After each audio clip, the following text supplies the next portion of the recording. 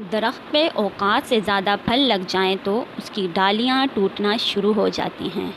انسان کو اگر اوقات سے زیادہ مل جائے تو وہ اپنے رشتوں کو توڑنا شروع کر دیتا ہے۔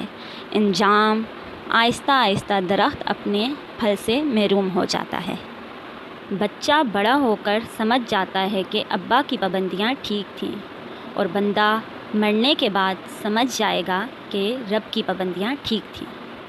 جس انسان کی آنکھ میں آنسو ہیں وہ اللہ سے نہیں بچ سکتا، کیونکہ انسان کا اللہ سے قریب ترین رشتہ آنسوؤں کا ہے۔ یہ ہنسائے تب سمجھنا اچھے کام کا پھل مل رہا ہے، جب زندگی رلائے تب سمجھ لینا اب اچھے کام کرنے کا وقت ہے۔ انسان کو اس کی برائیوں سمیت قبول کرنے والا ہی اس کا سچا دوست ہوتا ہے، کیونکہ خوبیاں تو دشمن کو بھی متاثر کرتی ہیں۔ تکبر سے اپنا سر بلند نہ کرو، کیونکہ جیتنے والا بھی اپنا گولڈ میڈل سر جھکا کر ہی حاصل کرتا ہے۔ دنیا کی ساری چیزیں ٹھوکر لگنے کے بعد ٹوٹ جاتی ہیں، مگر صرف انسان وہ چیز ہے جو ٹھوکر لگنے کے بعد ہی بنتا ہے۔ محبت حاصل کرنا ہر کسی کے لیے ممکن نہیں، لیکن محبت پھیلانا ہر ایک کے لیے ممکن ہے۔ ہمیشہ زندگی اس طرح بسر کرو کہ دیکھنے والے تمہارے درد پہ افسوس کرنے کے بجائے تمہارے صبر پہ رشک کریں۔ سوچ کو پانی کے قطروں سے بھی زیادہ شفاف رکھو، کیونکہ جس طرح قطروں سے دریا بنتا ہے اسی طرح سوچوں سے ایمان بنتا ہے۔ معاشرے پہ تمہارا سب سے بڑا احسان یہ ہوگا کہ تم خود سنور جاؤ۔ پریشان ہونے سے کل کی مشکل دور نہیں ہو جاتی، مگر آج کا سکون بھی چلا جاتا ہے۔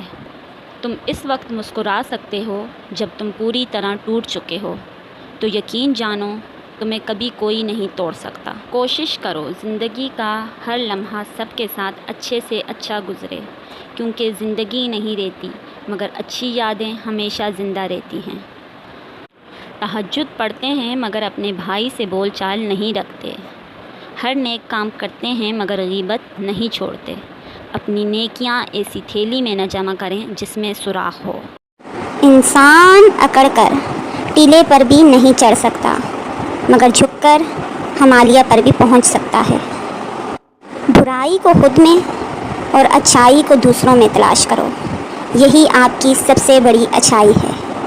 مہربان دل کا عکس ہمیشہ سامنے والے کی آنکھوں سے جھلکتا ہے۔ کائنات کی سب سے مہنگی چیز احساس ہے، جو دنیا کے ہر انسان کے پاس نہیں ہوتی۔